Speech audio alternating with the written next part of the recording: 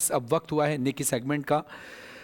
नेकी तो हमें ज़िंदगी भर कमानी चाहिए, लेकिन चूँकि हमारी ट्रांसमिशन के अंदर एक ख़ास सेगमेंट है नेकी का, जिसमें हमारे वो मेहमान तशरीफ़ लाते हैं कि जो खिलकत खुदा की, मखलूक खुदा की खिदमत कर रहे हैं, बेलौस खिदमत कर रहे हैं।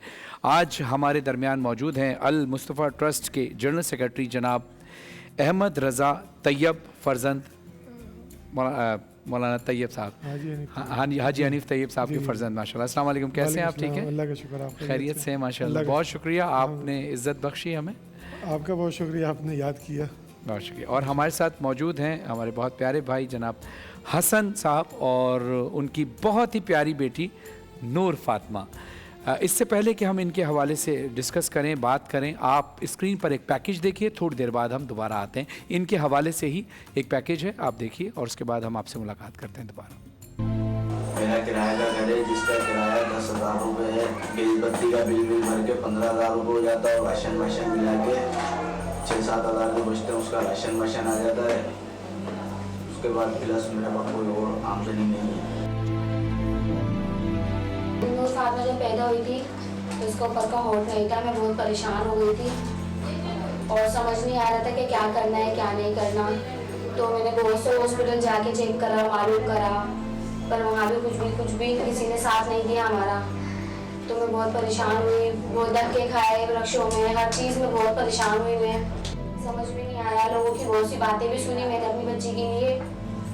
फिर मुझे किसी ने बताया मुस्तफा के बारे में, मैं वहाँ गई, मैंने वहाँ चेकअप कराया जाके।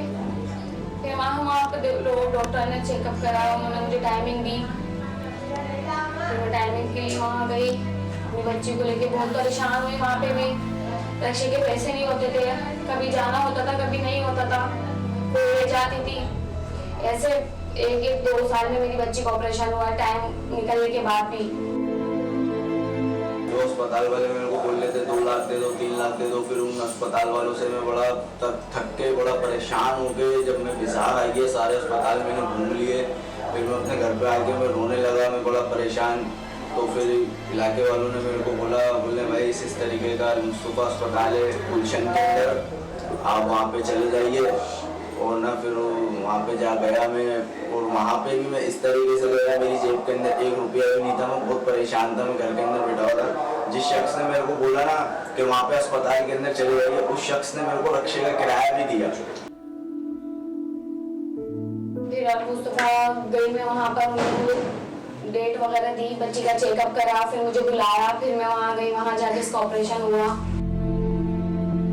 मैं मुस्तफ़ा का बहुत शुक्रिया अदा करता हूँ। मुस्तफ़ा के डॉक्टर ने मेरी बच्ची को अच्छा कर दिया, माशाल्लाह सेट है, ना कोई पैसा लगा ना मेरा कुछ लगा, मैं सेट हो गया। हाजी हनीफ तैयब साहब ने मेरे साथ बहुत कोऑपरेट करा, उनका भी मैं बहुत बहुत शुक्रिया अदा करता हूँ। और मुस्तफ़ा अस्पताल वालों को भी मैं बहुत बहुत शुक्रिया अदा करता हूँ।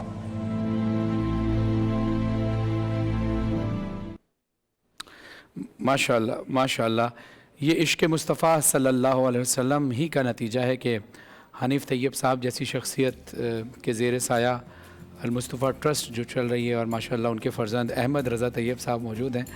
आपने जिस तरह से आपके वालिद माशाल्लाह हनीफ तैयब साहब शफ़ीक इंसान है, हमसे बड़ी मोहब्बत उनकी है, बिल्कुल उसी तरह से आपको भी पाया। और जिस तरह से नज़र आ रहा है कि माशाल्लाह हसन भाई की जो साहबजादी के लिए आपने इतना नेक काम किया, और मज़ीद अभी मेरे ख्याल से ज़रूरत है इसकी। ये बेसिकली मैं थोड़ा सा बताता चलूँ कि पाकिस्तान में तकरीबन साल में 9 से 10,000 बच्चे जो हैं वो क्लेफ लिप या क्लेफ पैलेट के साथ पैदा होते हैं, या दोनों प्रॉब्लम्स के साथ पैदा होते हैं, जिनकी 3 महीने बाद या 9 महीने बाद, क्लेफ लिप की 3 महीने बाद होती है, पैलेट की 9 महीने बाद सर्जरी होती है। ये सर्जरी अल मुस्तफ़ा वेलफेयर सोसाइटी जो डिज़र्विंग लोग हैं उनकी फ्री ऑफ कॉस्ट करता है गुलशन इकबाल में, और इसके अलावा पूरे पाकिस्तान में कैंप्स वगैरह भी होते हैं जी। इस बच्ची का क्लेफ लिप का ऑपरेशन हुआ है, और अब इसकी चूँकि ये एक ऐसी चीज़ है जिसमें आपको थोड़ा सा प्रोलॉन्ग ट्रीटमेंट होता है जी, मल्टीपल सर्जन इन्वॉल्व होते हैं और मल्टीपल ट्रीटमेंट्स होती हैं। जैसे एक सर्जरी इस बच्ची की हो गई है क्लेफ लिप की, अब इसकी सर्जरी कुछ महीनों बाद होगी क्लेफ पैलेट की, यानी कि तालू भी इस बच्ची का कटा हुआ है, तो क्लेफ पैलेट की सर्जरी होगी, फिर इसका डेंटल ट्रीटमेंट होगा, फिर इसकी स्पीच थेरेपी होगी। तो ये एक लॉन्ग प्रोसेस है। और अल्हम्दुलिल्लाह अल-मुस्तफ़ा वेलफेयर सोसाइटी ये सर्विसेज फराहम कर रहा है। बल्कि मैं आपके प्लेटफॉर्म से ये मैसेज भी देना चाहूँगा जी। कि आप जो सुनने वाले हैं, आपके इल्म में कोई ऐसे बच्चे हों, आपके आस पड़ोस में, रिश्तेदारों में, इलाके में, तो आप अल-मुस्तफ़ा वेलफेयर सोसाइटी के नंबर्स, वेबसाइट, एड्रेस वगैरह आपको स्क्रीन पे मिल जाएगा। जी। अल-मुस्तफ़ा से ज़रूर रब्ता करें और ऐसे बच्चों को अल-मुस्तफ़ा भेजें ताकि उन बच्चों की सर्जरी हो सके और ये प्रॉब्लम से वो बच सकें, निकल सकें। तो हसन भाई, आपकी क्या फीलिंग्स है? माशाल्लाह आप मुतमईन हैं अल-मुस्तफ़ा ट्रस्ट? माइक पे बोलिएगा। जी मैं बहुत मुतमईन हूँ माशाल्लाह। माशाल्लाह से। बच्ची मेरी सेट देखिए आपकी बेटी है, अल्लाह आपकी बेटी का नसीब अच्छा फरमाए। अभी बोलती है माशाल्लाह ये नूर फातिमा? नूर फातिमा दिखाइएगा, माइक दिखाएं, सलाम कीजिए, बोलिए अस्सलाम वालेकुम, मेरा नाम नूर फातिमा है और आप मेरे लिए दुआ करें, अल्लाह मुझे शिफा अता फरमाए।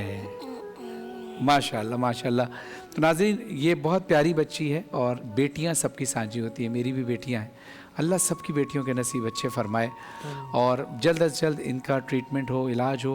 अल-मुस्तफ़ा ट्रस्ट अपनी तरफ से तो कोशिश कर रहे हैं, लेकिन हम और आप मिलकर भी कोशिश करें। कतरा कतरा मिलकर समंदर बनता है और ये एक सदका जारिया है कि अगर आप किसी की मुश्किल में उनका साथ देंगे तो अल्लाह ना करे कभी कोई आप पे मुश्किल आई तो अल्लाह उसके असबाब पैदा करेगा।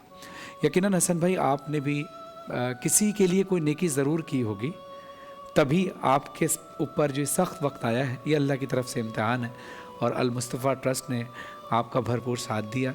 हमारी उम्मीद है कि अल-मुस्तफ़ा ट्रस्ट का साथ देते हुए इस प्यारी सी बच्ची नूर फातिमा के इलाज के लिए आप ज़रूर मदद फरमाएंगे और इसमें अपना हिस्सा शामिल करेंगे ताकि हम बरोज़ हश्र अल्लाह की बारगाह में और रसूल अकरम सल्लल्लाहु अलैहि वसल्लम की बारगाह में, अहले बैत अलैहिस्सलाम की बारगाह में सुरखरू हो सकें। क्योंकि देखिए, जो हम कमाते हैं उसमें सिर्फ हमारा हिस्सा नहीं होता, बल्कि बहुत सारे लोगों का उसमें हक़ होता है। अगर हम उनका हक़ अदा नहीं करेंगे तो हमारा भी हक़ कहीं ना कहीं मारा जाएगा। जी अहमद साहब।